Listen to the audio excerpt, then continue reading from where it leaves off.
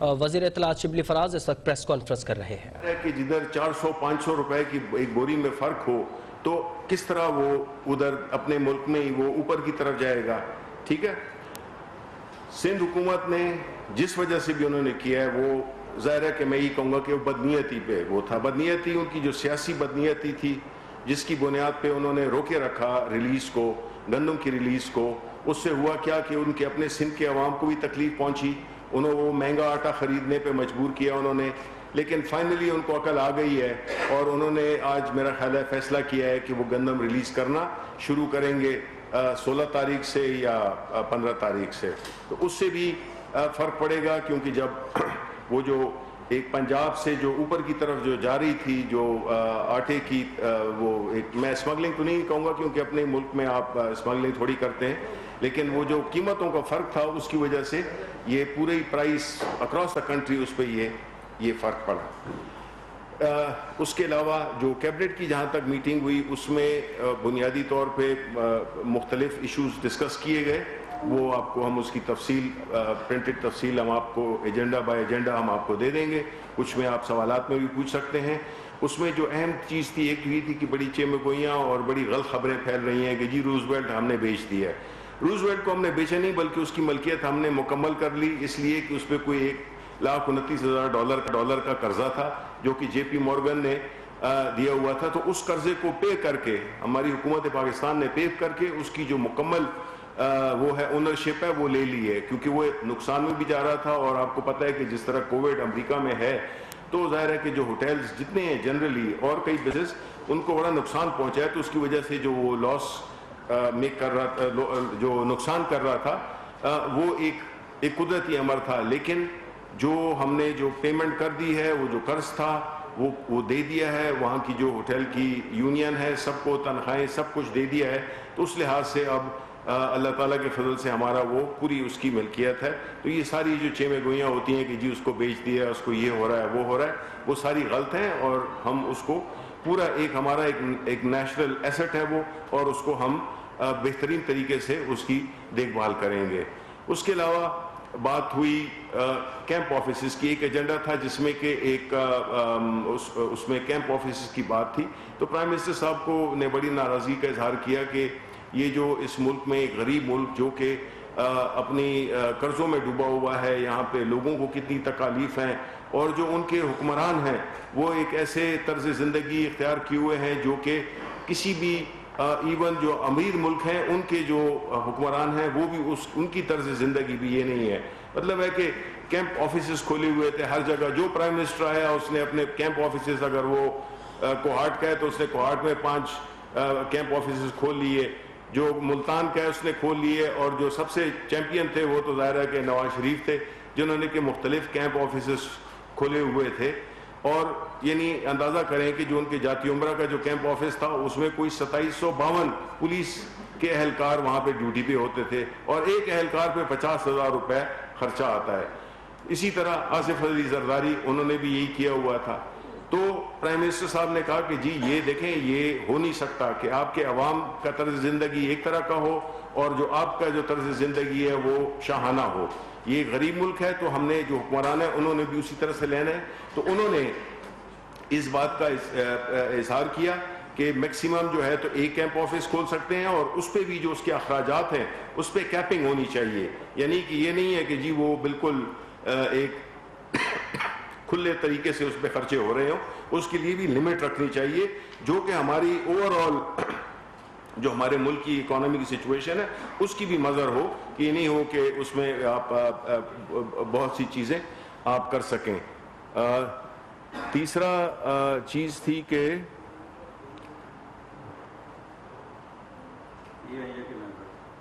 جی پی آئی اے کے ممبر وہ تو ان پہ بحث ہوئی اور ان کو اپروو کر دیا گیا.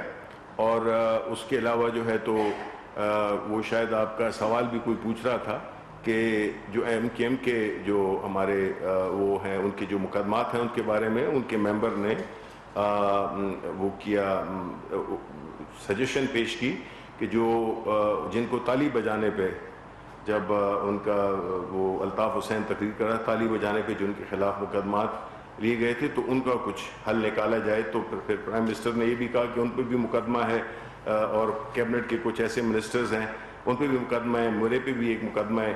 تو اس کے بارے میں یہ ایک بات ہوئی.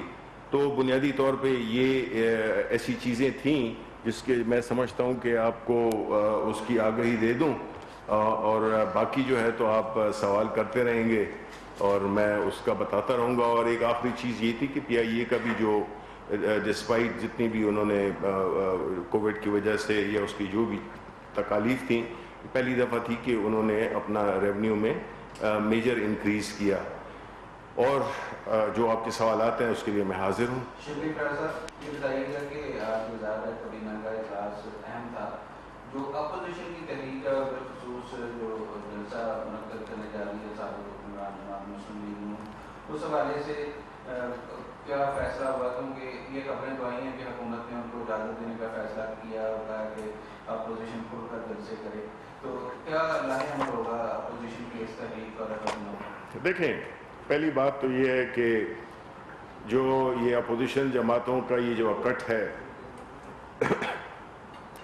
ہم نے تو پہلے بھی کہا تھا ہمیں کوئی فکر نہیں ہے, ہم اپنی نارمل کی کارروائیوں مصروف ہیں. اور اگر سچی بات پوچھیں, آپ کے ساتھی بھی ہوں گے, آپ ہمیں تو اس جلسے پہ کوئی بات ہی نہیں کی ہے.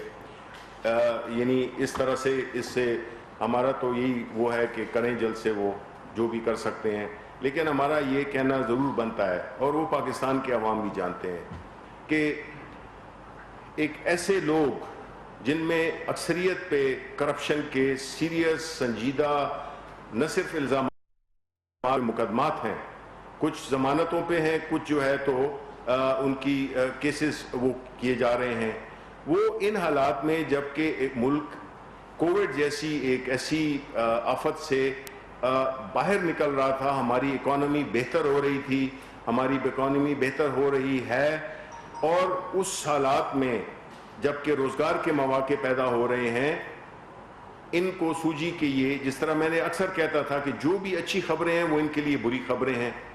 یہ تو نہیں چاہتے کہ یہ حکومت سٹیبلائز ہو, معاشی ترقی ہو, بیکاز ان کو تو پتہ ہے کہ جب یہ اس طرح کے حالات ہوں گے تو ان کا تو کوئی مستقبل ہے ہی نہیں, اور وہ ویسے بھی نہیں ہے, بیکاز عوام ان کو رد کر چکے ہیں. ان میں نہ کوئی اخلاقی جواز ہے کسی قسم کا پروٹیسٹ کرنے کا. یہ سارے اکٹھے ہوئے ہیں اپنی لوٹی ہوئی دولت اپنے لیڈروں کو بچانے کے لیے, اس کے علاوہ ان کا کوئی مقصد نہیں ہے. ان کا بنیادی جو ایم ہے وہ یہی ہے کہ ملک میں ایک ایسا انتشار پیدا کیا جائے جس سے کہ حکومت پریشر میں آ کے ان کو کوئی کنسیشنز دے دے. دیکھیں, ہماری حکومت ایک بڑے جنون طریقے سے الیکٹ ہوئی, الیکشن کی بات کرتے ہیں, الیکشن میں سب کو پتہ ہے کہ 2013 کے الیکشن میں کیا پوزیشن تھی, اس میں کیا ہمارا سٹانس کیا تھا. ہم نے ہی تو یہ شروع کیا تھا, ہم نے جو یہ پروٹیسٹ شروع کیے تھے, اور اس زمانے میں کیا الیکشن پٹیشن کتنی ہوئی تھیں, 413 کے قریب, اور اس دفعہ کتنی ہوئی, 287 کے قریب. اس 287 میں بھی جو نیشنل اسمبلی کی تھیں وہ 90 تھیں, اس 90 میں بھی جو پنجاب میں تھیں اس میں 13 ہماری تھیں اور 11 تھیں پی ایم ایل این نون کی. اس کے علاوہ جو بھی یہ ہوا اپنا جو سیٹس تھیں, کوئی 16 کے قریب ایسی سیٹس تھیں جس میں کہ ہمارا کینڈیڈیٹ 50 ووٹ سے لے کر 2500 ووٹ تک کے مارجن سے ہارا ہے. تو اگر ایسا الیکشن تھا جو کہ رگ تھا تو اس میں پھر ہم نے یہ 15-16 کی کیوں ہمیں مار پڑی, اور انہوں نے پھر کمپلین کیوں نہیں کیا, انہوں نے الیکشن کمیشن میں کمپلین کیوں نہیں کیا, ان کی پیٹیشنز اتنی کم کیوں ہیں. 2 سال سے بیٹھے ہوئے ہیں, تنخواہیں بھی لے رہے ہیں, مزے بھی اڑا رہے ہیں, الیکشنز کے لیے بھی کھڑے ہوئے ہیں, کینڈیڈیٹ بنے ہیں مولانا فضل الرحمان, ان کا بیٹا الیکٹ ہوا ہے تو الیکشن ٹھیک ہے, وہ خود نہیں الیکٹ ہوئے ہیں تو غلط ہے. اسی طرح اور بھی جتنے بھی ہیں, چاہے وہ نون کے ہوں یا پیپلز پارٹی کے ہوں, وہ الیکشن ہارے ہیں. بلکہ ہم تو یہ سمجھتے ہیں کہ ان کی جو حیثیت ہے, جو ان کی اصلیت ہے, جو ان کے کرتوت تھے, اس کے حساب سے ان کو زیادہ سیٹیں مل گئیں. ہمارا تو یہ کہنا ہے. تو اس بنیاد پہ اپنی کرپشن کو چھپانے کے لیے پریشر ڈالنا حکومت پہ, اس قسم کی باتیں کریں, یہ جو ہے تو ان کو پتہ چل جائے گا کہ ان کی کیا حیثیت ہے، عوام ان کو ریجیکٹ کر سکیں. یہ مولانا صاحب کو یوز کر رہے ہیں اور مولانا صاحب ان کو استعمال کر رہے ہیں. لیکن آپ نے دیکھا تھا جب مولانا صاحب پچھلی دفعہ بھی آئے تھے یہاں پہ اسلام آباد میں، تو آپ نے دیکھا تھا کہ کس طرح سے پیپلز پارٹی نے اور پاکستان مسلم لیگ نون نے ان کو دغا دے دیا اور ان کو ایک قسم کا واپس جانا پڑا بغیر کچھ اچیو کیے ہوئے. تو یہ ان کا جو یہ جو ناٹک ہے جو یہ رچا رہے ہیں، پتہ نہیں کب ہے اور کدھر ہے، گجرانوالہ میں ہے کہ گجرات میں ہے، گجرانوالہ میں ہے، تو اس سے ہمیں کوئی فرق نہیں پڑتا. یہ کریں. انہوں نے جو بھی اپنا ایک جو ایک اخلاقی جو چیز ہے جس کو کہتے ہیں نا، ان کی ساخت میں وہ ہے ہی نہیں. یہ بالکل وہی چاہتے ہیں کہ پاکستان اسی ڈگر پہ چلے جس قسم میں کہ یہ بادشاہوں کی طرح رہتے تھے. ہر ایک نے اپنے اپنے دھڑے بنائے ہوئے تھے، ہر ایک نے اپنے اپنے لیے ایک کرپشن کا ایک بازار گرم کیا ہوا تھا. تو اس سے ہمیں کوئی فرق نہیں پڑتا. سید صاحب میں سید مصطفیٰ کا نام کروں. جی جی یہ آپ نے شروع میں ہی آپ نے مہنگائی کا ذکر کیا ہے. جی جی اچھا ایک مطلب ہوا ہے. جی جی بالکل. اور مگر یہ آپ سے یہ بتا دیں کہ یہ مہنگائی جو ہے اس کی جو آپ جو پرائز کنٹرول کمیٹیز اور یہ جو ان کا کیا رول ہے. اور میرے چھوٹے چھوٹے دو معصوم سوال ہو رہے ہیں. ایک دوسرا یہ کہ کراچی میں آپ نے جس طرح آپ نے فرمایا کراچی کے اندر لوڈ شیڈنگ جو ہے وہ بدستور مطلب اسی طرح جاری ہے. اوپر سے سونے پہ سہاگا یہ ہوا کہ اس کے آپ پرائز بھی آپ نے بجلی کی جو قیمتیں جو بڑھا دی. تو تیسرا یہ ہے کہ آپ نے آپ کی گورنمنٹ نے 1 کروڑ نوکریوں کو کہا تھا. وہ کب سے شروع ہوئی ہیں؟ اگر شروع ہو گئی تو وہ بھی بتا دیں. اور ہاؤسنگ پروجیکٹ کا کیا بنا اس کا ذرا اسٹیٹس بتا دیں. آپ کا جو سوال اسی کے ساتھ ایڈ کر لیں کہ جو پرائز کنٹرول کے حوالے سے میں نے سوال کیا ہے سر، کیا اہم فیصلے ہوئے